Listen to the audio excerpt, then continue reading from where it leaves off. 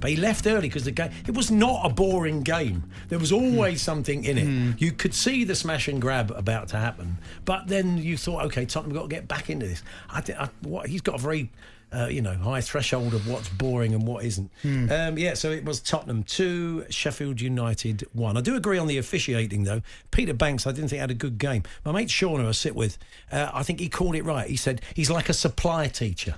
It's like someone said, boys, Mr. Oliver won't be taking games today. Mr. Banks went, Banksy's doing it. We'll just muck about like Billy Cathern, sort of swinging from the crossbar in Kes. We'll just, we'll play him up, we'll time waste, we'll have a right old laugh. It's great. It's old Banksy's doing it. He didn't have a great game. They are the best type of wins, though, when you're looking down and out and then you come back. So it tastes sweet. I mean, we got 3 minutes of injury time in the first half, which was ludicrous because Fotheringham sort of lobbed his gloves off and was down for a good 4 on top of all the other time wasting.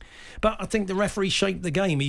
Maybe that's why we had 12 in the second half. He let a lot of stuff go and it frustrated Tottenham. It got quite narky because of that. But I don't blame Sheffield United for that. They've got to do what they've got to do. It's game management down here. That's the way we've got to look at it. Being booked for the handball outside the area, the referee then was afraid to book him for time wasting because he'd have to send the goalkeeper Exactly. off. We were saying the same thing, yeah. And, the goalkeeper...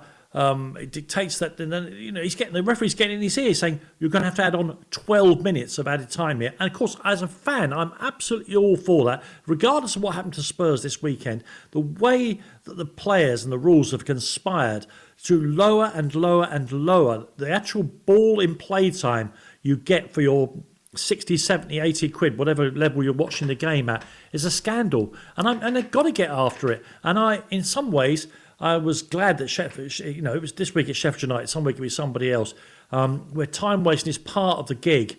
Don't like it at all. And Paul Heckingbottom went on about it afterwards, bless him. You could see he was disappointed, but, his plan had been thwarted. But it can't be his plan to concede 28 shots at goal and 15 corners, because sooner or later that is going to slap you in the face. Interesting that they managed to have to deal with it as well. Afterwards, Postecoglou said he left his substitutions late because he knew there'd be another 25 minutes to go. It's right. I mean, they got what they deserved if you're going to waste that much time.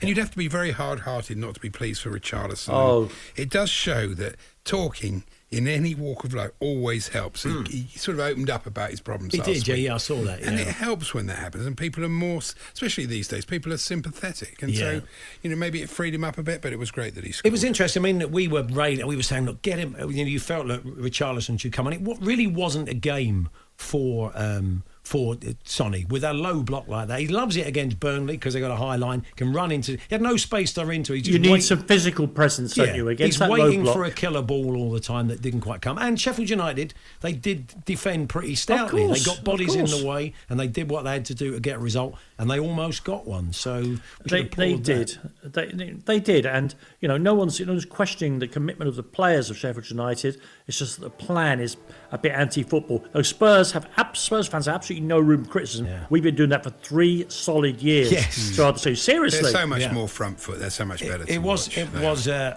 lot of fun and a wonderful moment if you're a Spurs fan at the end. Probably not so much if you're a Blades fan. But will we see a later turnaround ever in English football? Ever? I'd hate no. That's a good question. And I'd hate to think it was a true Tottenham fan who sent that filth to Fotheringham as well. So not in our name, Danny. Absolutely not. Absolutely not in my name. No.